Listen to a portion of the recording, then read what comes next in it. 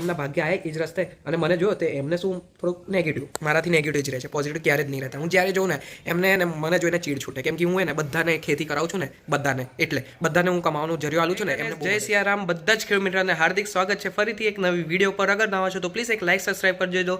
અને આજની વિડીયો બહુ જ ઇમ્પોર્ટન્ટ રહેવાળી છે અને તમને જેવું કે ખબર છે મારા ઘરે ગણપતિ બાપ્પા આવવાના છે અને ફાઇનલી મારા ઘરે ગણેશ ભગવાનનું વિરાજમાન થઈ ગયા છે એમની જગ્યા ઉપર. તો ચાલો તમને પહેલાં ગણપતિનું ડેકોરેશન બતાડો અને ગણપતિ બાપ્પાનું દર્શન કરાવો.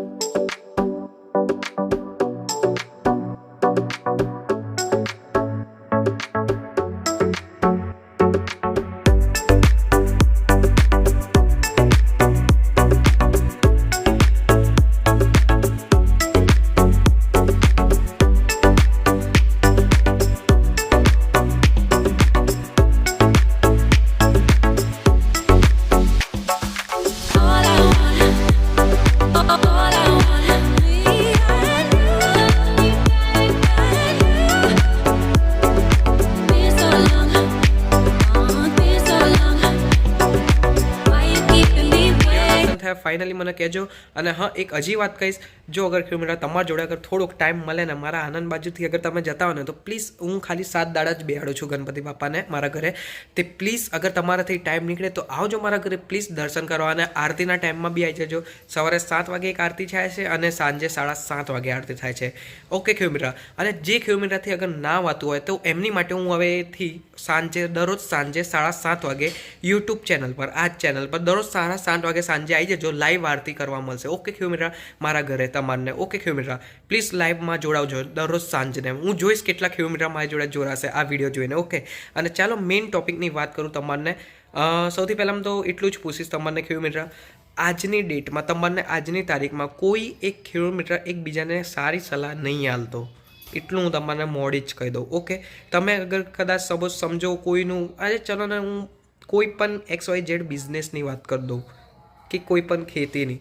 તમે કોઈ કેળાની પાકને જઈને પૂછો કે તમે કેળાના પાકમાં કેટલું કાઢો છો, એ તમને રાઉન્ડ ફિગર ભાવ નહીં કે હું વર્ષના 80,000 તો કમાઈ જ લઉં છું કેળામાં કે 70,000. જો મને તો નહીં ખબર, એમ તો ખેતી મેં નહીં કર્યો, બટ હું ખાલી તમને કહું છું અગર એ 70,000 કમાયો હોય ને તે તમને 40,000ની જ બતાડશે. 40,000માંથી 10,000નો ખર્ચો બતાવશે કે વર્ષે 30,000 મળે. તો હું ખાલી એક જ વાત આનાથી કહેવા માંગીશ. હવે કાલે જે હું વિડીયો ચડાવવાનો છે ને, જે કે સુરતથી 2 સબસ્ક્રાઈબર આવેલા આપણા અને એમને ખેતી કરવાની હતી અને એમને મેં એક 2001ની લીમડી બતાડ્યું અને એક વર્ષની જૂની લીમડી બતાડ્યો. મતલબ કે 2 કટિંગ થઈ ગયેલી, પહેલી 2 કટિંગ. અને જે પહેલાં જે બતાવેલું ખેતી એ 2001થી મતલબ 24 વર્ષ જૂની લીમડી બતાવ્યો. સૌથી પહેલાં 24 વર્ષ જૂની બતાવ્યો, એની પછી નવી લીમડી બતાવ્યો. હવે એમાં શું છે, તમે પ્લીઝ એ વિડીયો આખી જોજો.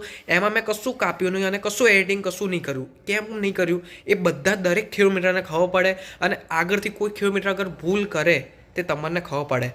ઓકે, એ વિડીયો જોજો તમે એન્ડ સુધી. અને તમને ના ખબર પડે ને તે પછી મને તમે કમેન્ટમાં એ જ વિડીયો, કાલવાળી વિડીયોમાં, ઓકે કાલ જે વિડીયો ચડાવીશ ને એ જ વિડીયોમાં તમે મને જય સિયારામનો કમેન્ટ લખી દેજો.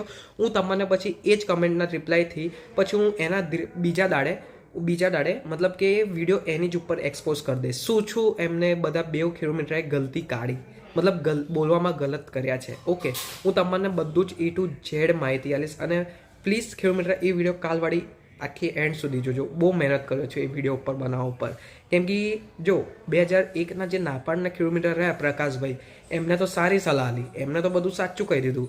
બટ જે એમના ભાગ્ય હતા એમની જોડે મારું નહીં બન્યું. હું તમને મોડે કહું છું કેમ ના બની, કેમ કે હવે મોડે કહું છું.